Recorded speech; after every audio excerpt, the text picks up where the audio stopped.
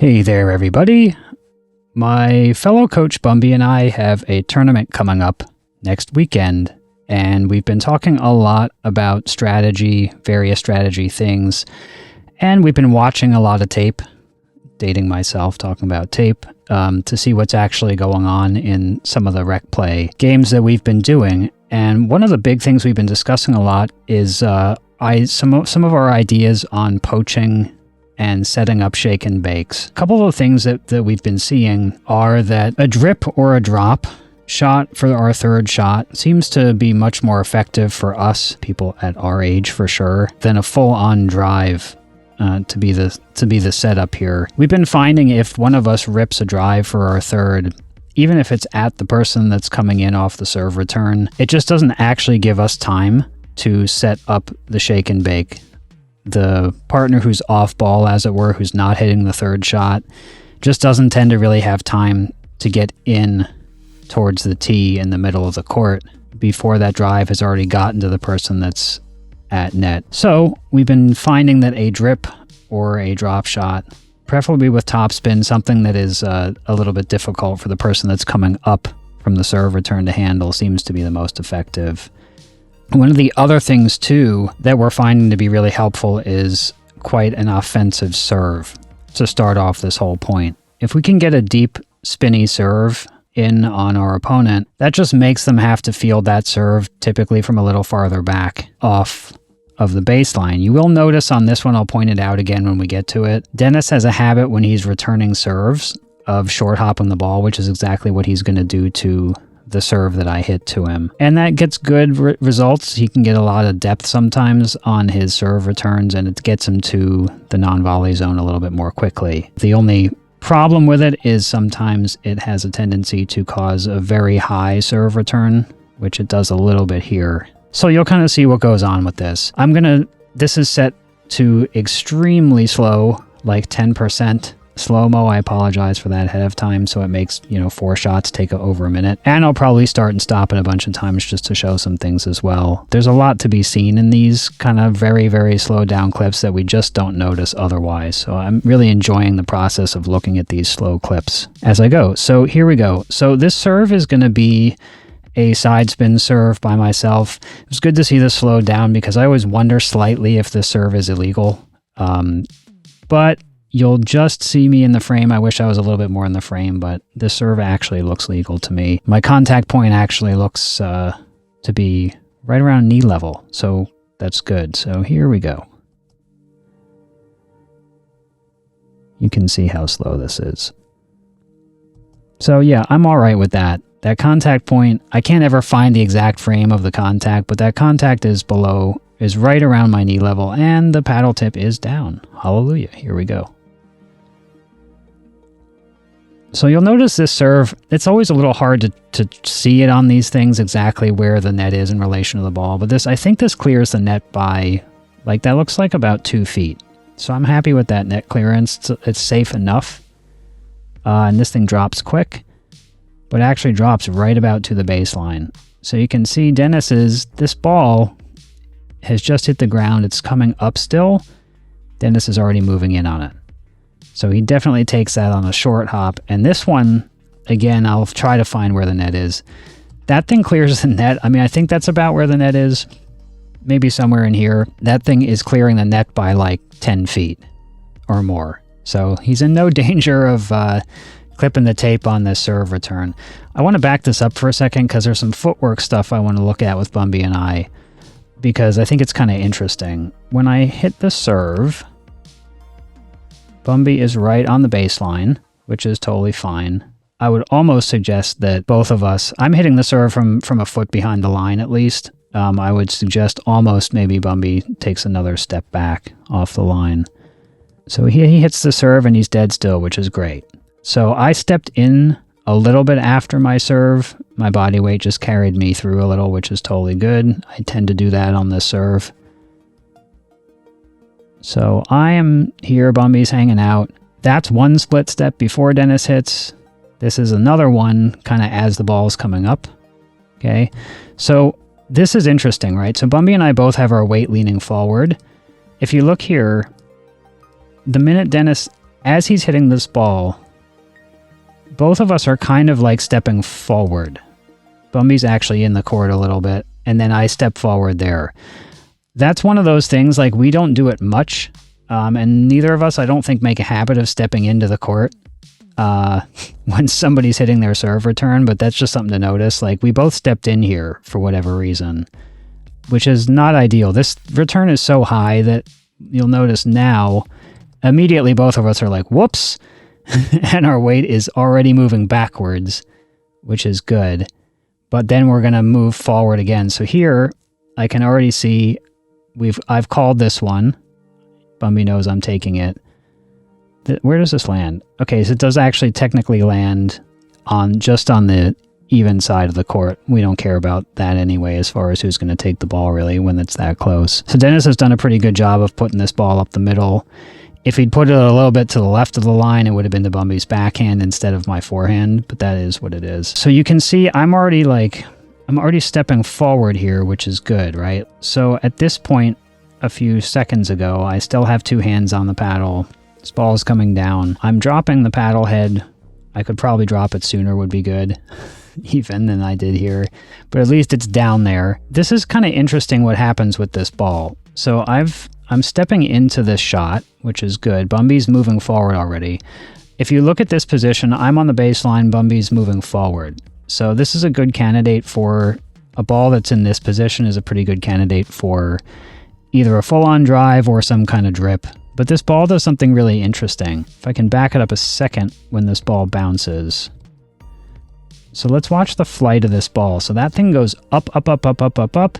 That's its apex, right? So Dennis hit this return with so much arc on it.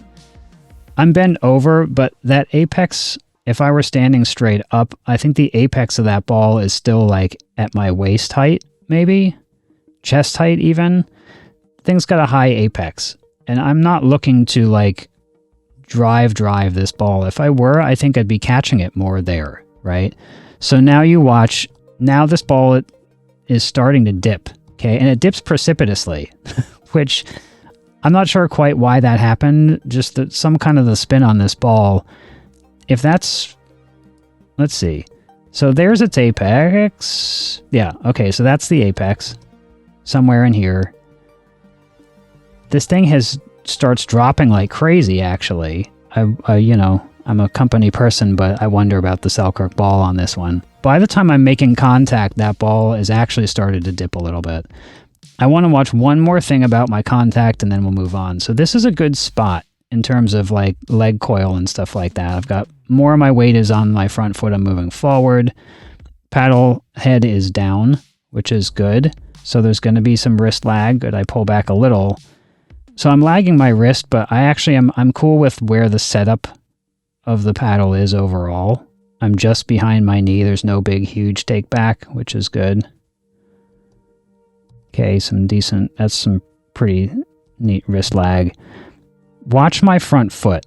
Okay, so this is the one thing about this that I'm like, less than ideal. And the way the shot goes is fine, as it turns out, so maybe me standing up a little bit through the shot actually was okay. It may not have cleared the net otherwise. But you'll notice I'm swinging, and as I'm swinging, I'm standing up with my front leg, right? My leg is now pretty much straight. And I'm up on my toes on my front leg at this point. Now that ends up being okay because this ball dips precipitously over the net as it gets to Dennis. So the trajectories I'm really happy with. Because if you watch where this ball starts, you back it up here. I'm all right with that. So where this ball starts, you get a little bit of lift on it. This thing is 6 inches over the net, maybe. It's already dipping well before it gets to the net, which is great. My posture looks good here. I'm moving forward on this. And by the time this gets to Dennis, when he's making contact, that ball is by his knee. So I'm happy with that. That's a good dipping shot. If I can get the ball down to somebody's knees, I'm happy with that. Make them swing up on it. Now, let me back this up a little bit. So as this ball is coming in, I want to highlight some really good things that Bumby did here. So he's watching this. You see this whole time, from the minute this ball bounced up, he's looking at the ball, he's watching the ball, he's watching my contact, right? He's moving forward. So this spacing's really good. We're like about 2 or 3 feet apart. He's moved in like a foot or two maybe from the baseline. By the time I make contact, he's 2 feet inside the baseline. Still watching the ball. Still watching. Okay, so now he's watching where this is going. Okay, so notice some things about this to make this work. He's already thinking that he's going to poach this because he's like, okay, this is a pretty good shot. Maybe this is going to pop up. This ball dips below the net.